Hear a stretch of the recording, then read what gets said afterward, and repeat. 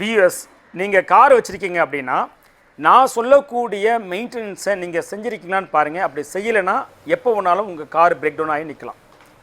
அது என்னென்னா, timing belt, உங்கள் காருக்கு டைமிங் பெல்ட்டா இல்லை டைமிங் செயின் வருதான்னு பாருங்கள்.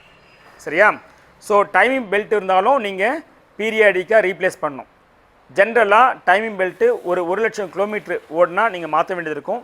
இல்லை ஒரு 5லேருந்து 7 வருஷம் நீங்கள் அந்த வண்டியை யூஸ் பண்ணியிருக்கீங்க, ஆனாலும் 1 lakh போகலனா கூட டைமிங் பெல்ட் மாற்ற வேண்டியிருக்கும். ஆல்மோஸ்ட் இந்த டைமிங் செயினுக்கும் அப்ளிகபிள். ஆனால் எல்லா காருக்கும் சொல்ல மாட்டேன், சில காருக்கு வந்து பார்த்தோன்னா அப்ளிகபிள் கிடையாது. ஆனால் மாருதிக்கெலாம் பார்த்தோன்னா 1 lakh கிலோமீட்ரு ஓடினதுக்கப்புறம் இந்த டைமிங் செயினெலாம் நீங்கள் ரீப்ளேஸ் பண்ணணும். அப்படி ரீப்ளேஸ் பண்ணலன்னா என்ன ஆகும் அப்படின்னா, நடு ரோட்டில் ஒரு நாளைக்கு பிரேக் டவுன் நிற்கும் வண்டி. சரி, நடு ரோட்டில் பிரேக் டவுனாக நிற்குது, சரி அதுதான் மேஜர் ப்ராப்ளமா அப்படின்னு பார்த்தா அது மட்டும் மேஜர் ப்ராப்ளம் இல்லை. அந்த மாதிரி வண்டி ரன்னிங்கில் இருக்கும்போது இது கட் ஆச்சுனாலும் உங்களோட இன்ஜினை பெரிய அளவில் பாதிக்கும். எந்த அளவுக்கு பாதிக்கும்னா, உங்களுடைய பிஸ்டன் டேமேஜ் ஆகலாம், என்ஜின் ஹெட்டே டேமேஜ் ஆகலாம், கேம் ஷாஃப்ட் டேமேஜ் ஆகலாம், சில நேரம் கனெக்டிங் ராடு பெண்ட் ஆகலாம், சில நேரம் கனெக்டிங் ஷாஃப்ட் மெயின் ஷாஃப்ட் சொல்லுவோம் அதுவே பெரிய அளவில் ஸ்ட்ரெஸ் ஆகலாம்.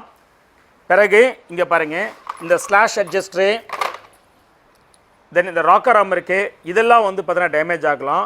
வால்வு பெண்ட் ஆகலாம், வால்வு சீட்டு, வால்வு கைடு, இந்த மாதிரி சொல்லிகிட்டே போகலாம். இந்த மாதிரி நிறைய டேமேஜ் ஆகும். அது மாதிரி டேமேஜ் ஆச்சுன்னா நீங்கள் பெரிய அளவில் பணத்தை செலவு பண்ணி நீங்கள் ரீபில்ட் பண்ண வேண்டியிருக்கும் இன்ஜினை.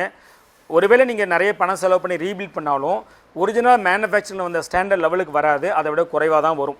நான் திரும்ப சொல்கிறேன், நீங்கள் பெஸ்ட்டு, அதாவது அந்த OEM மேனுஃபேக்சர் லைக் இப்போ ஃபோக்ஸ்வேகன் அப்படின்னா ஃபோக்ஸ்வேகனுடைய ஜெட்டாவுக்கு ஃபோக்ஸ்வேகனுடைய சேம் ஸ்பேர் பார்ட்ஸ் நீங்கள் போட்டு OEM ஸ்பேர் பார்ட்ஸ் போட்டால் கூட இந்த பெஸ்ட் டெக்னீஷியன் அந்த ஒர்க்மேன்ஷிப் வச்சு பண்ணால் கூட உங்களுக்கு மேனுஃபேக்சரிங்கில் அந்த இன்ஜின் வந்த அளவுக்கு வராது.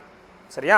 ஸோ இப்போ உங்களுக்கு புரிஞ்சிருக்கும் இந்த டைமிங் பெல்ட்டும் டைமிங் செயினும் எவ்வளோ இம்பார்ட்டன்ட் சொல்லிட்டு. நீங்கள் மாற்றிருக்கீங்களா பாருங்கள், மாற்றலாம் உடனடியாக அதை நீங்களுடைய ரெகுலராக நீங்கள் பார்க்கக்கூடிய ப்ரொஃபஷ்னல், சரியா, டெக்னீஷியன்ஸ் ஆர் மெக்கானிக் அவங்ககிட்ட எடுத்து போய் கொடுத்து என்ன ஏதுன்னு பார்த்து அதை மாற்றிக்கிங்க. சரியா?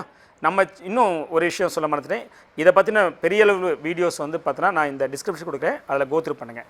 நம்ம சேனலை இன்னும் நீங்கள் சப்ஸ்கிரைப் பண்ணாமல் இருக்கீங்கன்னா ப்ளீஸ் சப்ஸ்கிரைப். தேங்க்யூ.